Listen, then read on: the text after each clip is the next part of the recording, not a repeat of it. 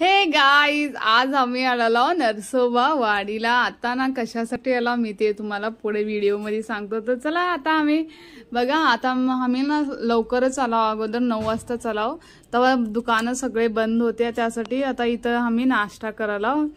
इथं नाश्त्यामध्ये ना इथं नरसोबावाडीच्या तुम्ही फ्रंट साईडला बघू शकता, इथं डोसा, अजून पुरी, कुर्मा असं नाश्ता भेटते, मिसळ पाव हेच भेटते, दुसरं काय भेटणार तुम्हाला। तर म्हणतं बघा, मला पप्पी देवलेली ले मया करते ग मम्माला। आलं बघा आमचं नाश्ता, पुरी, कुर्मा, अजून डोसा एक घेतला।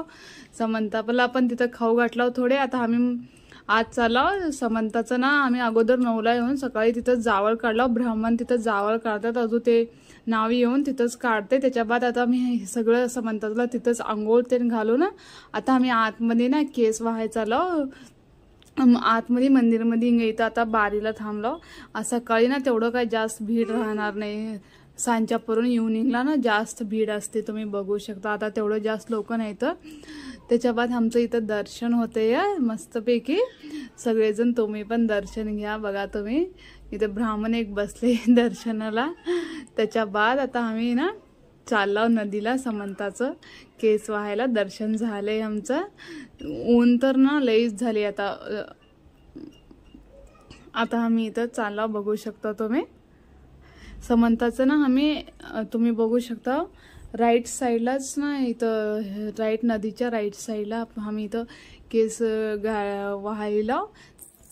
आता आमचं दर्शन सगळं झाले। आता आम्ही मंदिरच्या मध्ये ना थोडे जाऊन ना बसणार आहोत। तर चला मग आता आपण मंदिरकडे जाऊ। चला, नदीचं पाणी ना किती छान आहे बघा तुम्ही, मस्त थंड असं। ब्राह्मण लोक तिथं आंघोळ करल्यात, कपडे धुवलेल्यात, मस्त थंड पाणी आहे। मी पण समंताला पाणी दाखवलेलं मस्त। अजून ते नाव बोट पण होतं तिथं।